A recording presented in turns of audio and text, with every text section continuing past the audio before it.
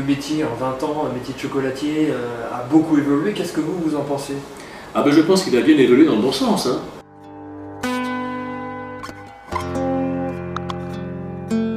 C'est-à-dire qu'aujourd'hui, un bon chocolatier, c'est quelqu'un qui est capable de faire de bonnes ganaches.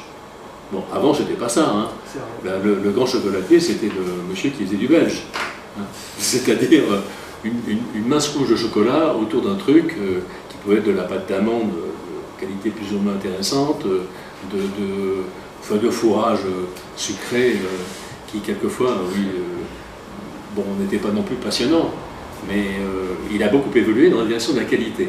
Et ça, je pense que c'est dû à un gros travail de médias, parce qu'on a eu beaucoup de gens qui étaient des journalistes avertis, en tout cas, et qui ont su parler du produit, le décrire et faire de l'information.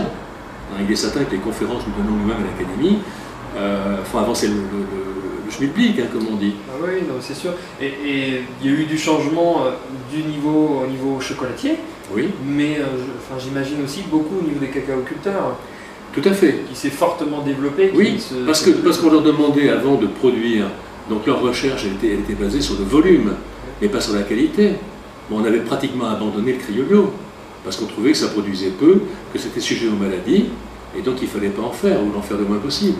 Quand on a fait les grosses implantations de cacaoyers en Côte d'Ivoire notamment, vous savez par quel biais c'est arrivé, hein. Le Brésil qui avait son Forastero Amelonado, là, ces grosses boules toutes rondes là, d'un cacao qui était très peu aromatique finalement, mais qui était bien productif. Bon, on l'avait implanté à Saint-Thomas, Sao Tomé Principe, donc les Portugais l'avaient bien développé, et quand la France s'est dit, bon ben on a la Côte d'Ivoire, qu'est-ce qu'on va en faire? Est-ce qu'on n'aurait pas des cultures pérennes? Et ils se sont dit, bah, attendez, on a un truc là, qui est en train de bien marcher, et c'était la Gold Coast, le chocolat Côte d'Or. Bon, c'est parti donc de Sao Tomé, Principe, Bioko, les travailleurs migrants l'ont ramené donc, sur la côte, hein, et puis ça fait le tour, et c'est arrivé en Côte d'Ivoire. On était ravis, ça produisait énormément, on déforestait un petit peu, mais ça c'était pas grave, on s'en foutait à l'époque, et puis en attendant, on avait des grosses productions de cacao, qui étaient des cacaos basiques. Alors qu'est-ce qu'on faisait avec ça, si on voulait les rendre aromatiques? Eh bien on prenait ce cacao, et on leur rajoutait une toute petite touche de cacao fin dedans, de manière à améliorer. C'est comme si vous prenez un vin de table, très ordinaire, que vous achetez dans une grande surface, et puis vous le complétez en mettant un petit verre de pétrus à l'intérieur. Voilà, vous avez un petit parfum de pétrus, mais avec une base qui en attendant n'a pas beaucoup d'intérêt. Voilà. Ok. Donc dans tout ça, par rapport à cette évolution, est-ce que vous avez des nouveaux projets? C'est-à-dire que malheureusement, je suis atteint par la limite d'âge, moi, et j'aimerais bien trouver quelques jeunes passionnés auxquels je puisse transmettre mes désirs, mes passions, et qui continuent peut-être dans cette direction.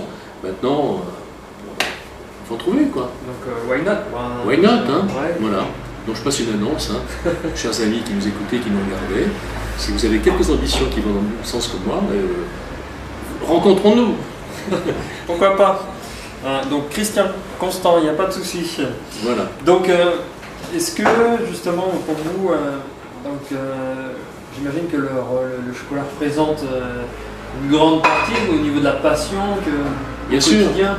Mais je me souviens vous avoir dit un jour qu'on peut vivre sans amour, mais pas sans chocolat. Oui. Voilà. Tout à fait. Donc sans amour, mais pas sans chocolat, hein. Attention. Enfin, on peut aimer les deux quand même. Voilà, les deux quand même. Moi, c'est vrai que dans tout ça, j'imagine qu'il y a des idées folles que vous aimeriez ou vous avez peut-être réalisées, mais est-ce qu'il y en a une vraiment plus que tout où vous n'avez jamais fait et que vous aimeriez faire? Quelque chose de complètement dingue sur le chocolat? Ah ben j'aimerais probablement trouver la petite plantation extraordinaire qui sort un truc.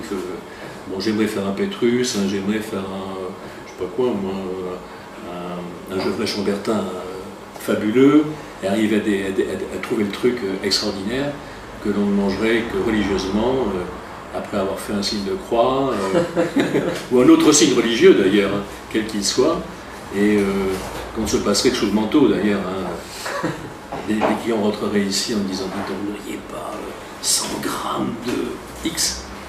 Et oui, je prendrais une allure très, très hautaine et je leur dirais, mais vous avez tous mérite dans la vie. Hein. ça c'est une idée folle, mais bon, pourquoi pas, hein, Ben voilà. pourquoi pas. Et c'est vrai que ça met du temps à pousser, ce cacao bien spécifique, ce Pétrus cacao. Pourquoi pas, hein, donc avis aux cacaoculteurs, envoyer des vous savez qu'on les caresse dans le sens du poil, hein, ceux qui font le bon, hein, bien sûr. Et on leur paye leur cacao beaucoup plus cher. J'imagine qu'il y a des secrets de fabrication. Est-ce que vous pouvez révéler, alors pas dans la torréfaction pour faire le chocolat, mais dans les ganaches ou dans vos pralinés, est-ce que vous avez un secret que vous souhaitez Non, il n'y a pas de grand secret. Il y a des dosages, il y a des petits savoir-faire qui sont... bon. Moi, j'ai rien caché à quiconque. Hein. Moi, Patrick Roger est sorti de chez moi. Bon, ça ne me gêne pas du tout. Et au contraire, vous savez, Chanel disait on ne copie que ceux qui ont du talent. Et elle avait bien raison. Moi, quand on ne me copie pas, quelque part, je commence à m'inquiéter. Okay. Je me dis peut-être que tu es à côté. Et être copié pour moi, c'est très bien. Oui, ça c'est vrai. Voilà. Tout à fait. Donc j'imagine que vous avez des spécialités. Oui, bien sûr. Et quelles sont aujourd'hui vos spécialités qui sont fortes chez vous? Comme je l'ai dit tout à l'heure, il y a pratiquement que les ganaches. On peut dire que les ganaches sont des produits qui sont très demandés par nos clients, en tout cas. Bon, on nous demande également tous nos pralinés, parce que les pralinés sont faits chez nous. Pas n'importe quelle amande. Hein. Je n'achète pas d'amande de Californie, j'achète que l'amande d'Espagne, parce que pour moi c'est la meilleure. La noisette du Piémont, parce que pour moi c'est aussi la meilleure, évidemment. Bon, on fait des pralinés à l'ancienne parce que j'aime bien avoir un petit croquant quand même. Donc avec des meules de granit C'est fait à la meule de granit. C'est fait à la meule de granit. Mais en tout cas, ça donne des résultats qui sont très agréables. Et bien sûr, il ne faut pas exagérer d'un côté comme de l'autre. Hein. Moi, je suis gourmand comme un moine. Quand on fait du praliné, si je mets mon nez dans les amandes avant qu'elles soient broyées, je ne m'arrête plus. Hein. C'est quand même drôlement bon. Voilà. Okay. Est-ce que vous auriez une recette pour nos internautes d'une ganache ou d'un chocolat? Alors, vous savez, c'est tout bête, hein, une ganache, c'est la plus facile de toutes les recettes. Hein. 2 fois plus de chocolat que de crème, c'est tout. Hein. Bon, une crème de qualité, qui ne soit pas acide, qui ne soit pas aigrelette, hein, qui soit bonne déjà, un très bon chocolat, et puis vous allez faire des truffes superbes avec ça. Hein. Okay. C'est tout. Et maintenant, si vous voulez faire du chocolat chaud aussi, jamais de poudre, Seigneur. Parce que la poudre, c'est un produit inférieur. Est-ce qu'on va s'amuser, par exemple, à distiller un grand vin pour en extraire de l'alcool?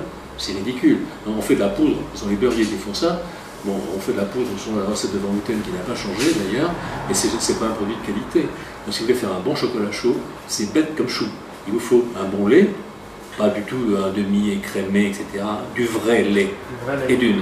Bon, ensuite, du chocolat en tablette, de très bonne qualité, que vous allez casser pour améliorer la fonte au couteau ou avec ce que vous voulez en tout cas pour que la fonte soit plus rapide. Vous faites bouillir votre lait. Si vous voulez mettre un petit bâton de vanille dedans, ça ne cochera rien non plus. Bon, une fois que le lait est bouillant, vous allez incorporer votre chocolat, vous allez remuer, ça fonde bien comme il faut. Voilà, et puis vous allez attendre. Et quand on le réchauffe, en général c'est meilleur. Mais il ne faut jamais le réchauffer directement sur le feu, parce que sinon ça brûlerait. Ça accrocherait. En tout cas, faire un chocolat chaud avec de la tablette, c'est meilleur. Hein. Vous avez entendu? Chocolat chaud avec une tablette. Maintenant, si vous voulez en savoir un peu plus... il faut venir dans les labos de Christian Constant. Il faut se dépêcher. Il vous embauche. Voilà. Donc allez-y, allez-y. Non, mais blague à part. En tout cas, est-ce que vous avez un dernier message à transmettre à nos internautes? Moralement, soyez gourmands. Ne vous empêchez pas d'être gourmand. La gourmandise est de tous les péchés le plus vertueux, disait Balzac. Quant à Maupassant, il disait ne pas être gourmand, c'est avoir la bouche bête, demander l'esprit bête. Voilà. Okay. En tout cas, merci Christian. C'est avec plaisir pouvoir discuter avec vous sur ce fameux chocolat. Merci à vous. Je vous souhaite une bonne continuation. Je vous dis à bientôt. Merci Christian encore une fois. Au revoir. Au revoir.